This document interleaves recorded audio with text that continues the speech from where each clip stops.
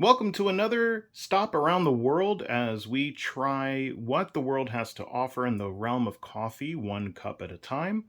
Today's adventure takes us to Costa Rica, where Atlas Coffee is dropping us off in South America.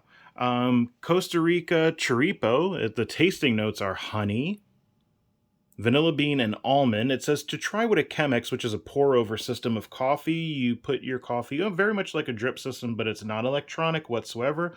You put your coffee in the filter and you slowly pour over steaming hot water that could be at a very precise temperature depending on the beans that you're using.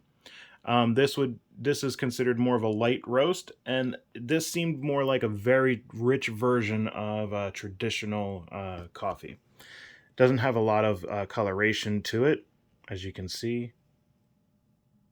And it's very easy to drink black.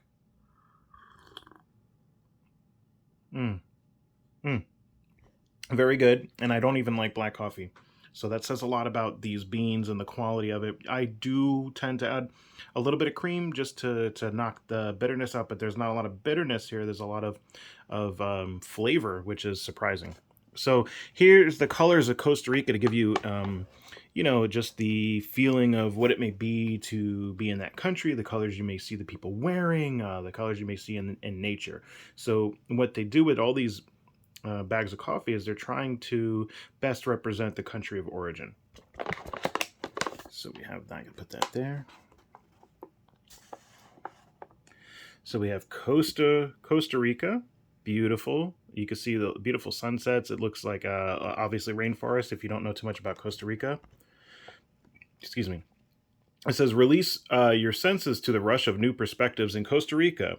Perched in the rainforest canopy hundreds of meters above sea level, amidst an ecosystem entirely separate from the forest floor, step lightly along the weightless suspension bridges of Arenal National Park as migrating raptors soar past. Prowl silently along sinking ocelots, slinking ocelots as you trace the glassy turquoise waters of the Rio Celeste.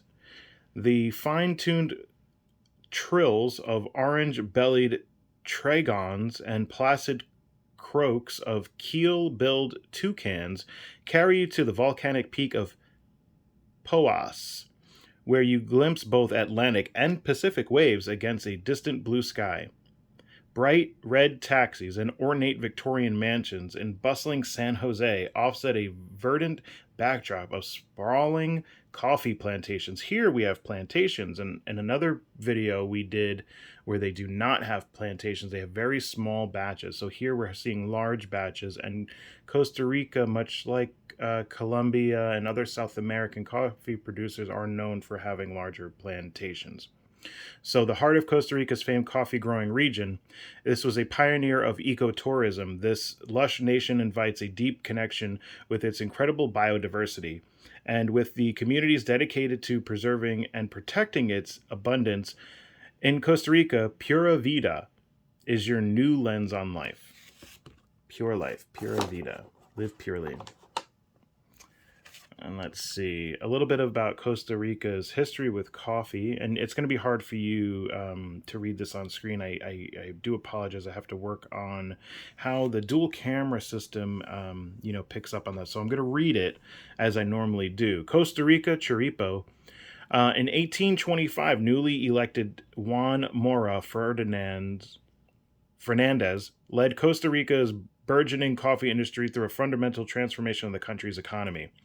With ideal growing conditions in the rich volcanic soil of the Central Plateau, Fernandez offered land to any farmer willing to harvest these plants. For decades, farmers transported coffee to the coast in traditional ox carts, an arduous journey that took 10 to 15 days. Wow. Using the profits from the coffee's exponential growth, Costa Rica's first network of railroads was then completed in the 1890s. Today, coffee remains a key export, and environmental preservation is crucial. This small nation is quickly becoming a leader in the specialty micro lot movement, with small growers pioneering experimental varieties and techniques designed to preserve and protect the country's many precious microclimates. A win for coffee growers and coffee lovers around the world. A win-win. So they're trying to preserve that of which it makes it unique. They're doing it in smaller batches. Some of their experiments, it sounds a lot like the craft beer scene, and coffee, and people who are into coffee, wine, beer, any all of those. I guess maybe it's because it's a beverage, but there's a lot of similarities in something that you consume, and there's a passion with these beverages that have an effect on you, that bring people together, that you can have over a meal, that you can discuss, have on a date, and all those things. So it is just so beautiful and interesting that something that is just a little bean, hot water poured over it, brings people together in that manner. So this is the Rivas subregion. It's a white honey process. Don't know exactly what that is. Usually every other one it says wash process, clean wash process. And this is in high altitudes, 1,500 to 2,000 meters. From the emerging micro region of Jeripo, this full-bodied coffee is a multi-layered balance of smooth and sweet. This roast offers hints of honey, a vanilla-like warmth, and a rich almond finish. That has been this month's um I don't want to say package, but this month's mailing or unveiling or unboxing of the Atlas Coffee Club subscription.